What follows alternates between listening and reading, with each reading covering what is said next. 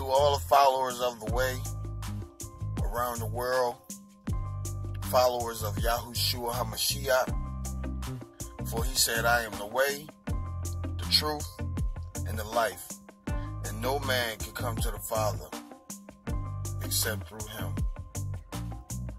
He is the door to everlasting life.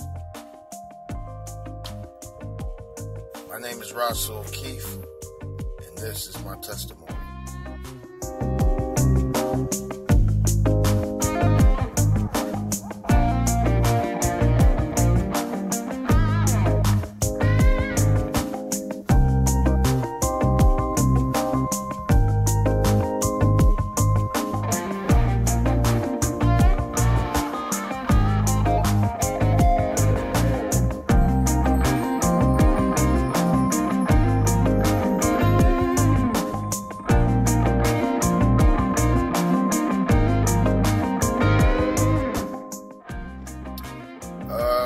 It all started when I was young. My grandfather, he showed me the Bible, and he said, this is the key to life.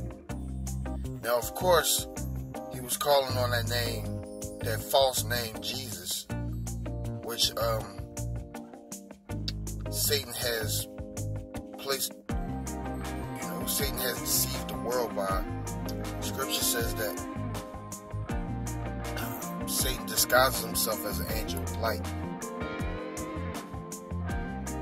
So, that's what Jesus is. But I didn't always come to that understanding. It was a point in time in my life where I would actually give my life up for what I thought was the truth. But now that I finally know the truth, I will gladly give my life up. Because this life is not mine. This life belongs to my master anyway.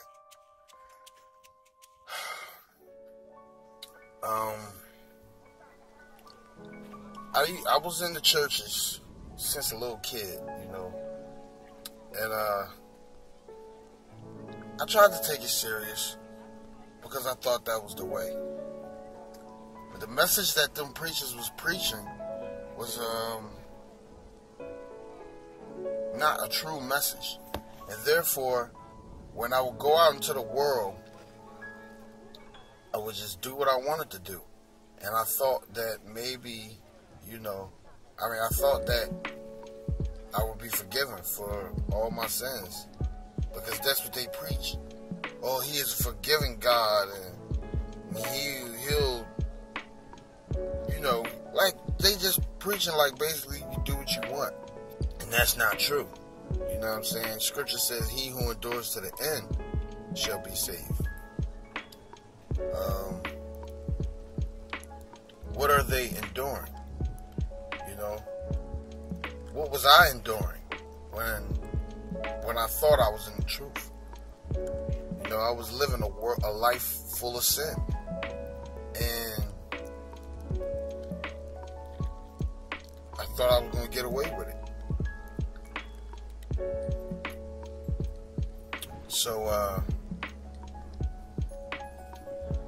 I'm going to these churches, different churches. You know how we jump from, we was in Babylon, we would jump from church to church through a period of time. So I'm going to these churches, and I supposedly had got saved at 14 at this church that my uncle helped build in North Philadelphia called Deliverance Evangelistic.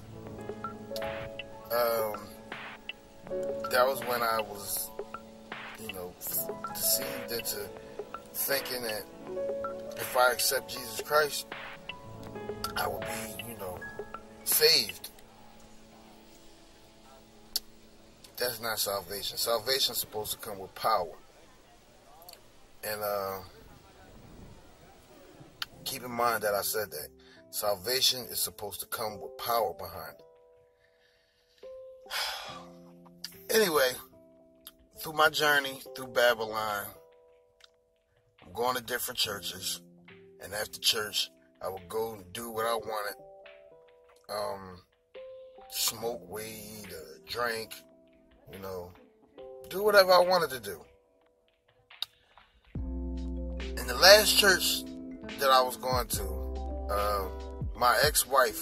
me and my ex-wife was going there, and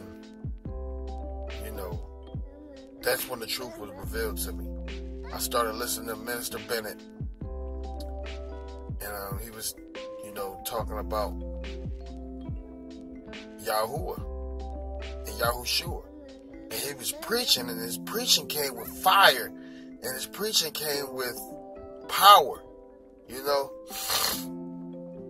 So I eventually started leaning towards that, and all the while I'm still in church. You know what I'm saying? But I'm slowly drifting away from church, and I'm leaning more towards the teachings of Minister Bennett. So, now mind you, me and my ex-wife, we was like kind of separating, but we was still talking and I was still, we was still seeing each other, but we was separate. We was, about to separate, on the verge of separation. So, she's in that church. She's still in the church. She's not hearing these teachings from Minister Bennett that I'm hearing. You know what I'm saying? So, I call myself trying to go back into the temples of Baal and get her out of there, as a last shot of redemption concerning our marriage. And she was not trying to hear it. She was not trying to hear the truth. I tried to talk to her, and she was not trying to hear it. So, one Sunday, I'm sitting on my bed, and YaHuWaH had already been putting this on my mind like a few weeks before, a few weeks leading up to this Sunday. He had already been putting this on my mind, like these people and I'm thinking, these people in these temples, in this church, need to know the truth. Because, like I said, I was going there, so I knew the people in there, and, YaHuWaH allowed my light to shine in that church, so that they are, they took to me, and they liked me, and, So, one Sunday I'm sitting on my bed, and I hear YaHuWaH's voice in my head, loud and clear. He said, "Go." So I sat up. I said, "Oh, what was that?"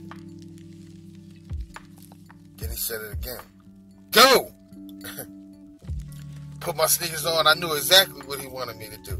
I put my sneakers on, walked down there to that church. I called my brother, and I told him, I said, "Yo, I'm about to go in here. I'm about to go in this church." He said, "Oh, man." He said, he said, "Yeah, go ahead, man. Do what you got to do. That's not where I'm at right now." I said, "All right." But I went down to that church, not once thinking about what would happen to me if I went in there and told them people the truth. I was just doing what I was told. So, I go in this church. The doors is open. I go in there in the hallway part before you get to the part where they had service at. They got the doors closed. I'm sitting in there. I'm standing there, pacing back and forth, thinking, how am I going to do this? And I'm praying to YaHuWaH at the same time. YaHuWaH, give me strength, give me courage. They finally opened the doors. and I walk through. I say shalom. And I'm amongst the congregation now. I say shalom. I'm here to tell y'all the truth. Everybody, all eyes on me now. And the pastor in the pulpit looking at me. I point to the pastor. I say, he's not calling him by his true name. And then, everybody started to go off. The pastor, I guess he pointed to his goons, pointed at me, and all these men started coming towards me. And I said his name, I said his true name is YaHuWaH. I said, that's not his real name. There's no power in that name, Jesus. And by that time, everybody, all the men, about 20, maybe 30 men, I may be exaggerating. It was about 20, 25 men rushed at me, came at me, and backed me out of the church. And as they backing me out of the church, I'm just backing out. I'm just talking to them, and I'm telling them, and the pastor right there in my face. I'm like, stop lying to these people. You know what I mean? Stop. Tell them the truth. Because one time, before that, while I was still in Babylon, I was at Bible study one night, and he told the people, everybody had their Bibles open. He said, what does your Bible say? Talking about the name. He said, what does your Bible say? Everybody said, my Bible say Lord. My Bible say God. He said, well, my Bible says Yah. And now that back then I ain't think nothing of it, but now that I think about it, I think he was trying to hint at the truth, trying to tell people, but it was only so far he can go. He wouldn't be able to compromise. I mean, he wouldn't be able to tell the truth fully because of that 501c3, and because that would mess his cash flow up. So anyway, they kicked me out, and as I leave out the church, it's the men, the men who I know, they come out and talking to me, and basically they like, well, why you disrupt the service like that? And I'm like, well, why is it this? Why is the pastor lying to the congregation like that? And they was basically telling me, if it was a mass jig or if it was Islam, I wouldn't have went and did that. And I corrected him, and I told him, I didn't even want to come do this. I didn't even want to come in this church and do this. I struggled with this for a few weeks before I actually came down and did it. But once I heard his voice tell me to go, not once, but twice. Once I heard his voice tell me to go, I had to move. So, that was the end of me, and that was the end of my relationship with Jesus. That was the end of me and Christianity and that false religion. So,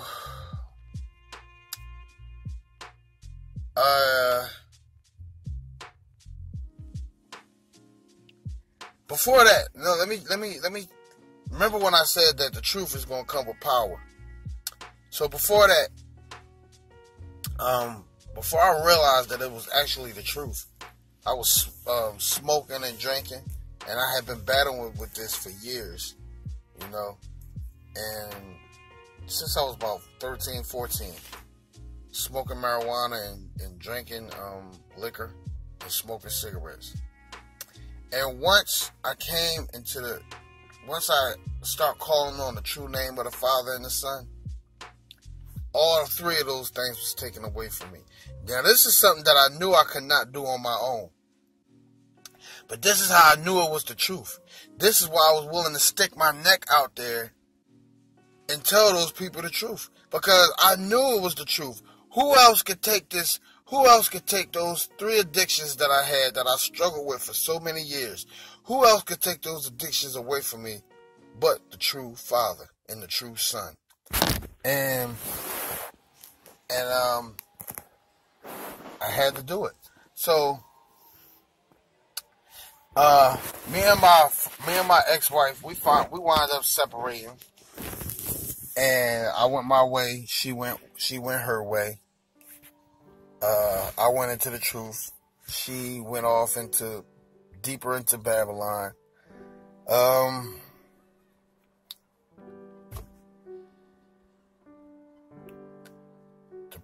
The path to death is broad. Many go down that path. So anyway, YaHuWah brung a woman into my life, and that woman was a ray of light to me, a ray of sunshine. And I was thankful, you know what I mean? I was thankful because I knew he had did it. Because when I was in Babylon, I was getting false love from the church, and I was getting false love from a woman. But once I accepted the truth, I was getting real love from YaHuWah, and he brought a woman into my life to truly love me, you know, and accept me for who I was. So YaHuWah wound up taking me away from my native home, which is Philadelphia. Moved me, and he moved me into her mother's house. Now that was just like, wow, because she was like, you know, that was something surprising to everybody, because her mom, you know, her mother didn't play that. Her mother wasn't going to just let it ride like that. But I started to realize that, you know, this is all YaHuWah's doing. So I stayed there for about a year, you know, worked, I paid her mother what I could pay her. And then it was time to move on. And we both moved. We both moved to Virginia. You know, now, my two close, my brother and sister that's in the way, who YaHuWah used me to bring them together, he also used them to bring me and my wife together. My wife now that I'm married to now. He used them to bring me and my wife together. And the way that unfolded, I was just like, this, you know, YaHuWah does things and he put his fingerprint on it. It's like, what his fingerprint is, you have to know that it's him. You can't get that credit to nobody else but him.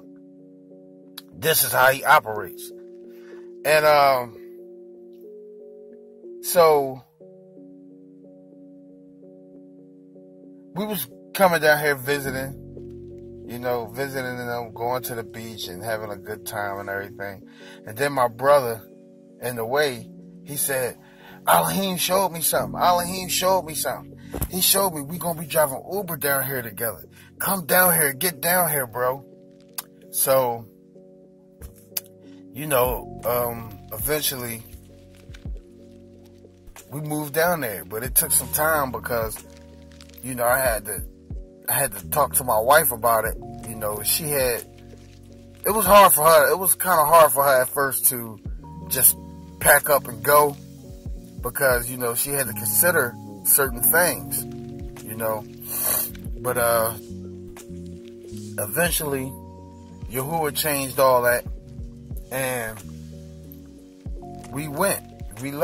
You know what I'm saying? We packed up, we put the mattress on top of the car, we packed up all that we could into the car. The kids was buried back here under all this stuff, but we left, you know? We moved on faith. And we were staying down here in a 2-bedroom apartment. 5 people in a 2-bedroom apartment. No, 6 people. Hold up, it was my bro, my sis, me, my wife. It was 6. 4 adults and 2 kids. In a 2-bedroom apartment. You know, and it was rough. We did that for what, 5 months? And surely, lo and behold, me and my bro was driving Uber together. You know what I mean? He had his car, I had mine. We was driving Uber, making money, you know. 2 Uber, you know, well, anyway.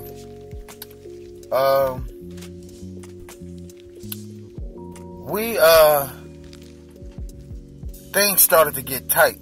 You know, we was running out of space. So we came up with the decision that we were going to move out and get our own. And they also came up with that decision that they was going to, you know, go ahead and get their own.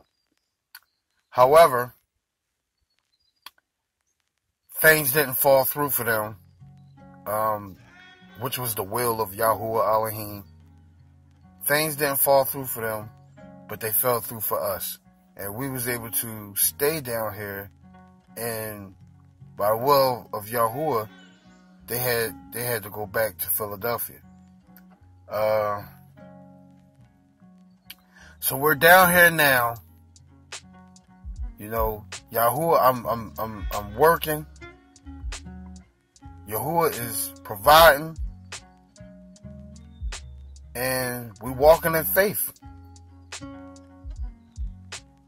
and not by sight. But while I was doing Uber, well, I'm no longer doing Uber, but while I was doing Uber, Yahuwah called for me to go in another church. And I was taking this lady, I was driving this lady, it was Sunday, I was driving around doing Uber, and I picked this lady up, and she said she was going to church. And I said, "You going to church? Just like a harlot." You know, I'm not passing judgment, I'm just saying, you know, and a lot of females like that is in the church, you know, dressing like a harlot. But anyway, I dropped the lady off at church, and I spent around the block, and the thought came into my mind to go in this church and tell these people the truth. And Yahuwah, he talked to me in my mind, and I said, you know, well, you know, Father, if you want me to go, you know I don't have no choice but to go. I said, tell me, show me a sign that you want me to go in here. So, you know, I ain't really know my way around Virginia, so I turned the GPS off, and I'm driving around in that area where I dropped the lady off at. And I'm like, you know, Father, if you want me to go in here, allow me to drive back past this church. Now, I didn't know where I was going, but lo and behold, I came back past this church. So I sat down for a minute. I parked. And I said, if you want me to go, I'll go. And I didn't hear anything this time. But I remembered that I went back. I remember what I said. Show me a sign. If you want me to go in this church, allow me to ride back past it. And I went back past it. So I went and sat in the church in the service.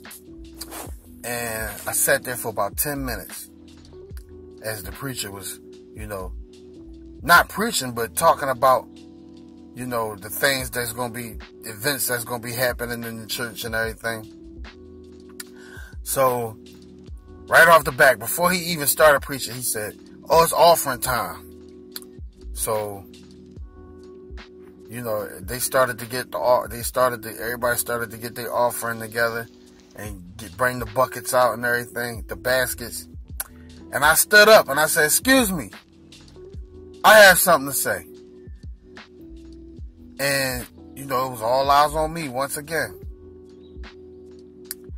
And I can't quite remember what I said, but it was basically what I said at the first church, you know. stop lying to these people. You know, that's not the Father's true name. And I told the people, I told the congregation, I said, y'all, I said, come on, I said, wake up. I said, y'all better wake up. I said, he said, my people perish for lack of knowledge. And, for most of that part, I was dealing with the guys who came up. Once again, same scenario. The guys came up, and, the guys in the church, they came up and they, you know, they was forcing me out. They didn't put their hands on me. But they did, they was like telling me to leave. So, you know, I was kind of telling them I'm not scared of them. I'm not worried. I'm not worried about y'all, you know, doing anything to me. I have to do my Father's will, and my Father is protecting me. You know, I'm not worried about y'all putting your hands on me. And they really act like a guy came up with this look in his face like he wanted to just, you know, tee off for me. But I wasn't worried about that. You know, I wasn't worried about that because I know that if I'm doing the work of the Father, I know he's going to protect me. And that's what I told the congregation. I said, my father got my back. You know, it's nothing that any of these, you know, men could do to me if I'm telling the truth to y'all.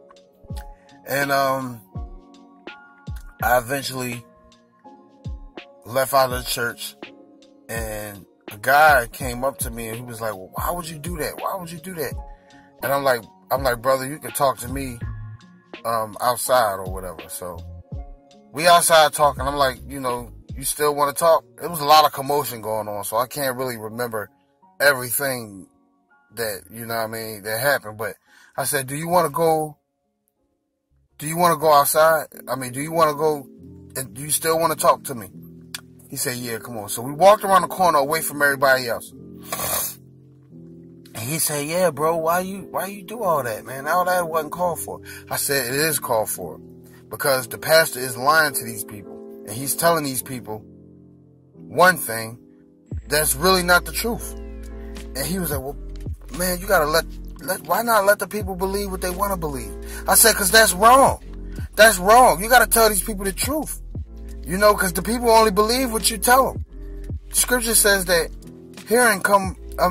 faith comes by hearing. And faith comes by hearing the word. You know?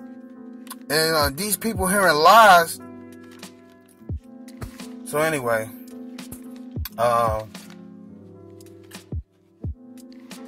YaHuWaH had me go in 2 more churches after that. And they right around here, around the area where I live at. I went into one church. Wasn't no black people in there. It was all white people. But they still allowed me to come in. And it was like a Catholic setting. So I went in there and I sat in there and I couldn't take it. I couldn't take it. I just got up and you know what I mean? I sat there for about 5 minutes and then I got up, same scenario, told the people the truth, and I told the pastor, I told the people, I said, this is the Roman Catholics. This is basically a branch off from the Roman Catholic Church.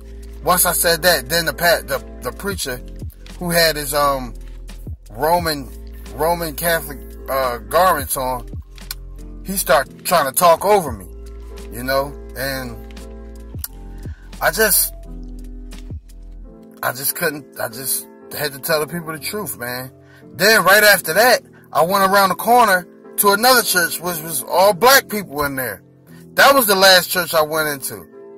So I went in there and I sat in that church, and, you know, they had this moment where, you know, you get up and hug everybody.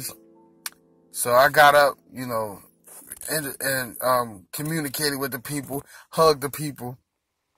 And I told a few of the people, I said, pay attention, because he's going to reveal himself today. And I told like 4 guys that. I said, pay attention. He's going to reveal himself today. He's going to reveal his true self. So sat back down. So the pastor is getting up in the pool, is up in the pulpit at the thing, or the, oh gosh, what is it called? Well, I can't really, he's standing up at the pulpit, and I got up and I said, excuse me, I have something to say. All eyes on me, once again, same scenario. I'm like, that man is a false prophet. I pointed at the pastor. I said, that man is a false prophet. You know, and I said, Acts chapter 7 verse 48 says that, howbeit, the Most High does not dwell in temples made by man's hands. And my eyes caught the pastor. He ran off the stage. He ran off the stage. And now that I think about that, it's like he was exposed. You know what I'm saying? I pulled that sheep's clothing right off that wolf. He ran off that stage. Now all the men come at me. Once again, same scenario. All the men come at me, but this time they grabbed me and they threw me out. Basically, they didn't literally throw me out, but they grabbed me. They was holding on to my arm real tight, and they put me out. And they was, you know, basically fussing at me, yelling at me, and I'm like, no, you got to tell these people the truth. Y'all lying to these people. The pastor is lying to these people. Y'all, you know, and they followed me. My car was parked in their parking lot. But YaHuWah said, don't go to your car. Keep walking down the road. So I kept walking down the road, and they eventually went back in the church. But I turned back around, and I went and jumped in my car, which was in their parking lot, and I went off, and I sped off. However, I mean, it's just like, and I'm glad YaHuWah told me not to go to my car, because they probably would have got my license plate, and they probably would have called the cops on me, and, you know, I probably would have got arrested or something like that. But, man, I'm just 4 times he had me do that. 4 times he had me go into these temples and proclaim the truth. And now I'm living a life stress-free, you know, worry-free. I just got fired from my job yesterday, you know, for no reason.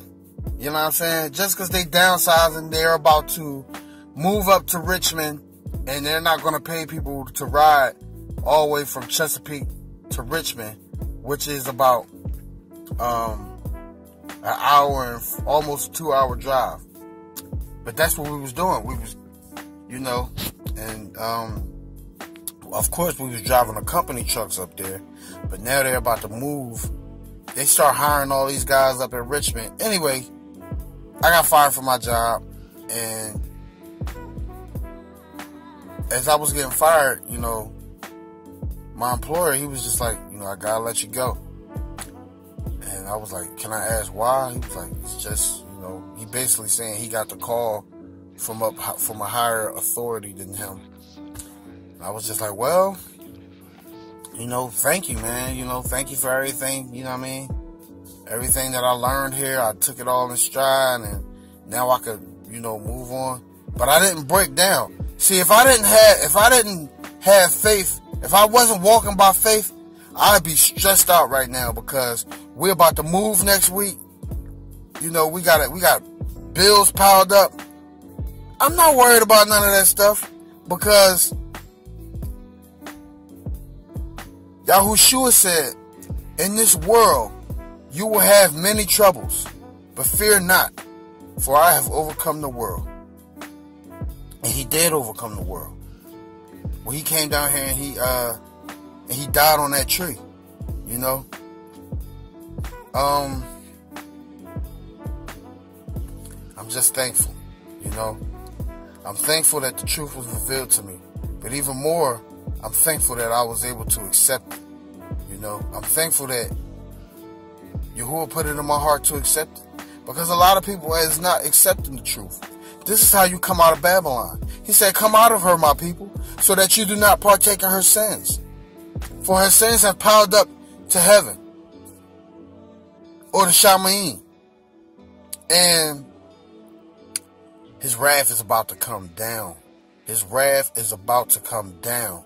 I'm telling you. Just like his wrath fell on Pharaoh and on Egypt, and the Israelites was always safe from the plagues that was falling upon Egypt. It's going to be the same way. But only the followers, only the people who truly call on his name out of a pure heart, we're going to be good. Scripture says that the name of YaHuWah is a strong tower. The righteous runneth to it and are safe. Yeah, his name is going to be our protection. You know, when they call martial law and things is all going crazy and everybody wondering, why is this happening to us? You'll know why. You'll know why. So, that's my testimony. And I hope you got something from it. Shalom to my brethren all across the world. Shalom.